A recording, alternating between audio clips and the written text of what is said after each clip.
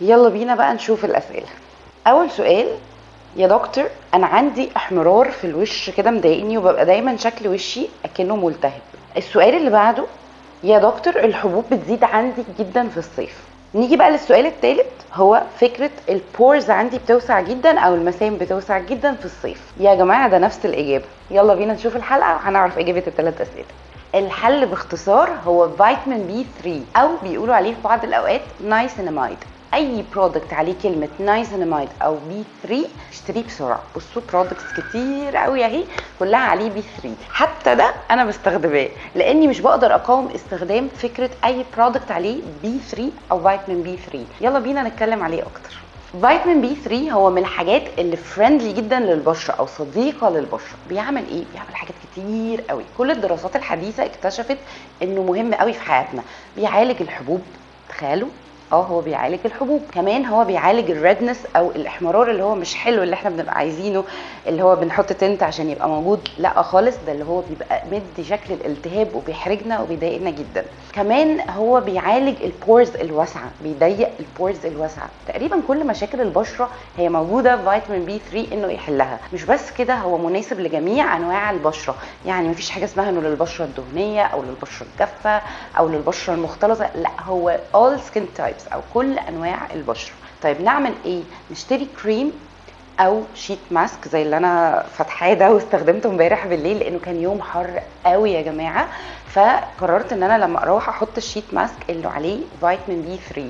وكمان الشيت ماسك ده كان فكرته ان هو بالفروتس او بالفاكهه.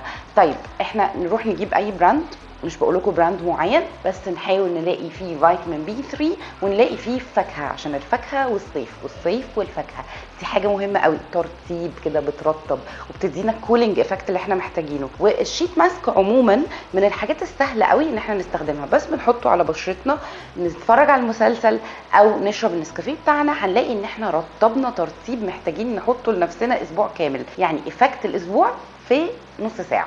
كمان احنا دايما في الروتين بنبقى عارفين ان عندنا كريم مرطب بنستخدمه يوميا بالليل. المفروض اصلا اكشلي ان احنا نستخدمه الصبح وبالليل، بس الصبح في الصيف بنستبدله بالصن بلوك، او حتى في الشتاء لو بنخرج في الشمس، وبالليل بنحط كريم مرطب. فحلو قوي ان اجيب الكريم ده بفيتامين بي 3. هنا معايا بي اتش فورمولا ببي 3، بجد حلو قوي قوي لكل انواع البشره، بيعالج كل المشاكل اللي قلت لكم عليها دي، فاستخدموه وانتم مش قلقانين.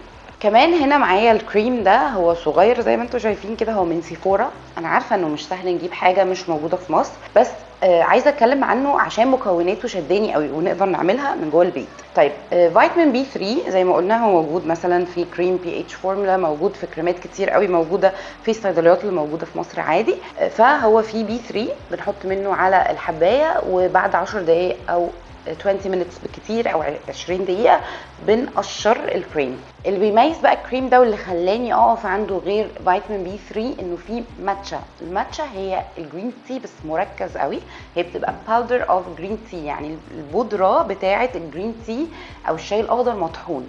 ودي مضاد للاكسده قوي جدا ومهم قوي استخدامها للبشره. هي مش بس حلوه لان احنا عارفين مجرد كده ما بنشربها ده بيحسن قوي شعرنا وبشرتنا، كمان لما بنستخدمها في الماسكات او في الكريمات دي من الحاجات الحلوه قوي. والدراسات الحديثه كلها بتقول قد ايه هي بتبوست او بتحفز فكره انه البشره تكون خاليه من الحبوب، تكون البورس فيها ضيقه، تكون ما فيهاش الالتهابات. يعني هي مضاد للاكسده، يعني بتعالج اي مشكله اصلا.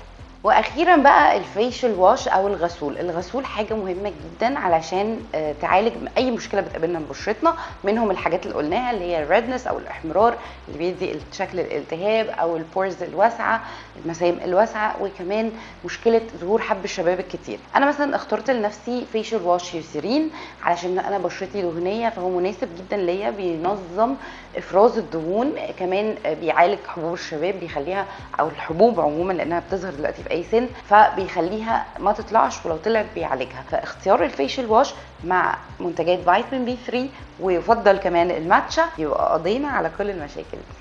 ما تنسوش بقى لو عجبتكم فكره الحلقه او ان انا بكلمكم عن منتجات ممكن تكون جديده بالنسبه لكم، تكتبوا لي في التعليقات رايكم في الموضوع ده، وهل انتوا كنتوا عارفين فيتامين بي 3 وبتجيبوه ولا لا. واكتبوا لي كمان الحاجات اللي تحبوا نتكلم فيها في الحلقات الجايه، وما تنسوش تعملوا شير ولايك عشان احس ان الحلقه عجبتكم.